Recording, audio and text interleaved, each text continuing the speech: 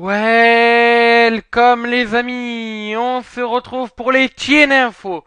Donc les TN Info d'aujourd'hui, nous parlerons bien sûr donc des résultats d'Impact. Nous enchaînerons avec deux spoilers, donc des enregistrements qui ont eu lieu en Angleterre, enfin du moins au Royaume-Uni cette semaine. Ensuite nous continuerons par deux annonces de Dixie Carter, concernant directement par les résultats. Alors aujourd'hui vous aurez les résultats que d'Explosion, pour une raison très simple. C'est que je n'ai pas trouvé sur les sites où d'habitude je regarde Explosion, je n'ai pas trouvé Explosion, donc je pourrais vous donner les résultats que d'Impact. D'ailleurs, pour ceux qui se demandent pourquoi Impact n'est toujours pas en ligne sur Wrestling Football, sachez que malheureusement cette semaine vous n'aurez pas d'Impact sur Wrestling Football, parce que dans la journée d'aujourd'hui je me sentais un peu mal, et donc je me sentais pas en état de commenter le show d'Impact aujourd'hui. Et donc voilà, malheureusement, il y aura bien sûr toujours les résumés écrits de Colin, mais il n'y aura pas de impact oral aujourd'hui, malheureusement. J'en suis désolé.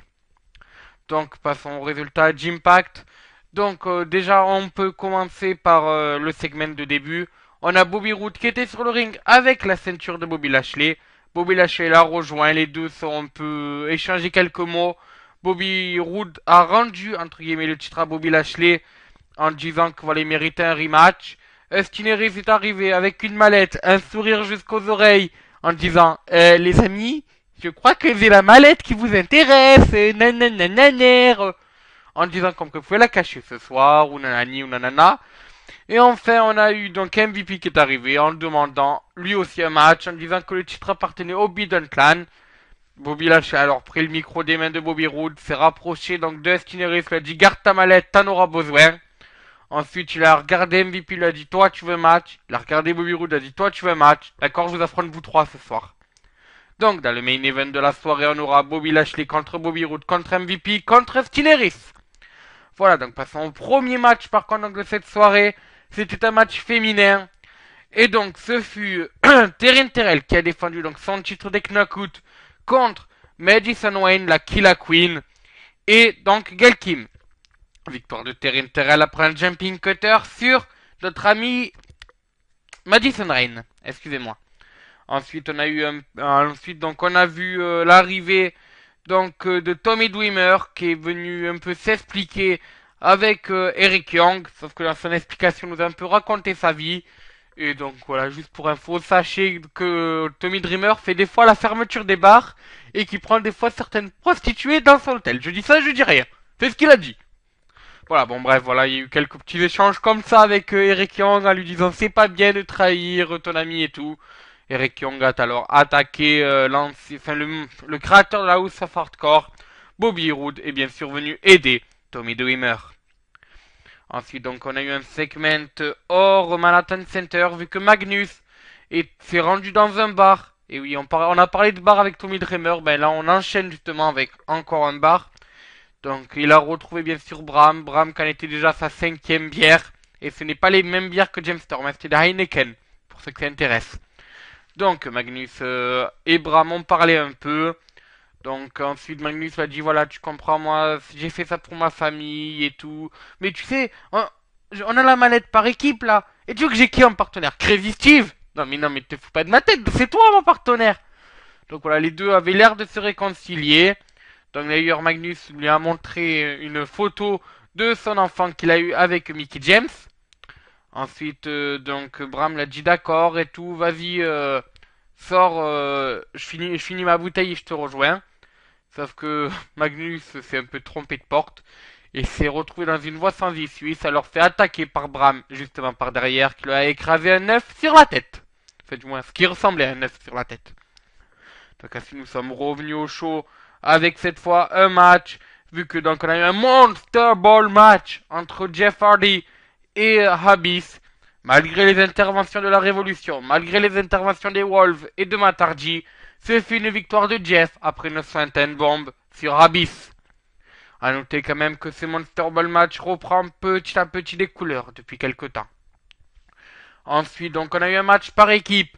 Donc Rockstar Spud et son nouvel ami, le gagnant de British Bootcamp, Andrew Matthews, qui s'est renommé Mandous pour l'occasion, ont battu. Alors, normalement, il devra affronter Easton Carter de Third et Tyrus, Mais Ethan Carter de Ford a dit non, j'ai pas envie de vous combattre. Vous affrontez les Bromance. Donc, ben, ils ont affronté et battu les Bromance après un shooting star press de notre ami Mandouze. A noter quand même que pendant le match, Rockstar Spud s'est amusé à jouer avec les parties génitales des Bromance en leur donnant des coups dans les perles de Wrestling Football. Voilà. Donc ensuite, on a eu le main event de la soirée. Vu que oui, Bobby Lashley a affronté Bobby Roode, a affronté MVP et Austin Aries dans un match pour le titre. Il a alors justement battu ses trois adversaires après un spear sur Austin Aries en diagonale. Oui, parce que Austin Aries a laissé lancer pour un topé suicida. Bobby Lashley l'a surpris de par le côté avec son spear. Et je peux vous dire qu'il a volé notre ami Austin Aries. Donc ensuite tombé 1, 2, 3. Le Bidon Clan s'est alors attaqué à Bobby Lashley. Kurt Angle est arrivé. Alors donc pour Kurt Angle et Gunner sont alors arrivés pour sauver un peu la mise. Gunner donc ensuite Bobby Roode a pris le micro, a annoncé que la semaine prochaine lors du show Lockdown, il affrontera donc Eric Young dans un alors ce qui a l'air d'être un first blood match vu que ça parlait de sang pendant donc ce discours.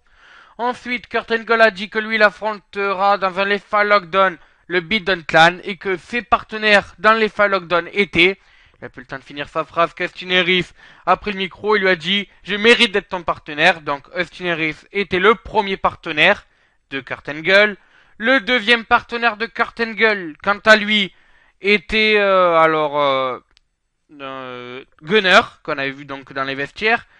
Et on aurait dû avoir comme dernier partenaire de cette Team Angle Bobby Lashley, sauf que ce dernier Bobby Lashley a dit je n'appartiens à aucune équipe et il s'est cassé. Donc pour rappel, dans ce lockdown, vu que c'est un show spécial qui aura lieu la semaine prochaine, on aura alors d'annoncer durant le show Mandouze et Rockstar Spud qui affronteront Ty Wolf dans un handicap match, Avoc qui affrontera Wazen Kong. On aura donc aussi les Hardys qui affronteront la Révolution. Et nous aurons enfin un Lethal Lockdown avec donc la Team Angle composée pour le moment de Kurt Angle, Austin Aries et Gunner face à 4 membres du Bidon Clan. Voilà, donc ça c'est pour les résultats d'Impact Wrestling. Passons donc maintenant à deux spoilers des enregistrements, enfin des taping TV qui a eu lieu lors de la tournée européenne de la TNA.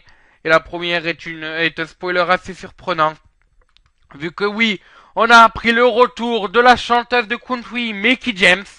L'ancienne championne de la WWE a fait son retour à la TNA lors de ses fameux enregistrements justement.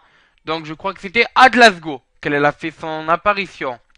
En parlant donc de retour et d'apparition, on a eu un nouveau retour justement encore une fois durant ces taping TV. Il s'agit donc de celui de Drew Galloway, ou qu'on connaît aussi sous le nom de Drew McIntyre, l'ancienne Chosen One de la WWE et le champion donc de la Evolve, a fait son arrivée à la TNA. Cependant, il s'entend dire que Drew Galloway et Mickie James sont des retours en one shot, ce qui veut dire qu'au bout de quelques épisodes, ils devraient repartir à leur occupation. On sait notamment que Mickie James a un enfant avec Magnus, on l'a évoqué donc lors des résultats d'Impact Wrestling. Et lui, Drew Galloway a beaucoup de matchs à faire sur le circuit indépendant, notamment la Evolve. Voilà, ensuite passons à ces deux annonces donc de Dixie Carter.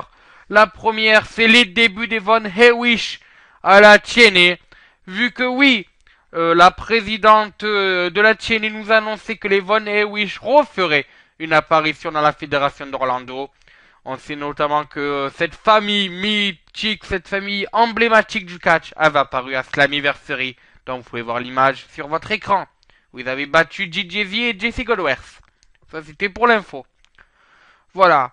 Et donc enfin, dernière annonce. On a eu 3 annonces de Dixie Carter cette semaine. On a eu celle-là. On a eu donc les enregistrements. Enfin, on a eu l'annonce comme quoi il y aurait des enregistrements de la TNA à Orlando. Donc à l'Universal Studio, bien sûr, d'Orlando, l'arène mythique de la TNA de ses débuts. Et enfin, la dernière annonce, c'est pour les Canadiens.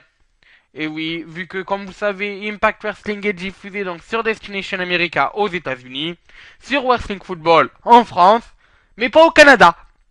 Donc, ben on a cherché, enfin ils ont cherché comment faire à la chaîner. Ils se sont dit, on va mettre les épisodes sur impactwrestling.com. Et donc voilà, ils ont mis donc les épisodes sur le impactwrestling.com, enfin .canada. Et donc ce qui veut dire que les Canadiens peuvent revoir les épisodes d'Impact Wrestling en replay sur ce site justement. Donc bonne nouvelle bien sûr pour les Canadiens, ceci refera de l'audience à la chaîne. On sait notamment que la chaîne retrouve depuis une semaine les audiences qu'elle avait, enfin les audiences qu'elle avait à la fin de Spike TV, ce qui commence à être une bonne nouvelle bien sûr pour Dixie Carter et compagnie. Voilà, bon ben c'est sur ce que se termine cette chaîne info.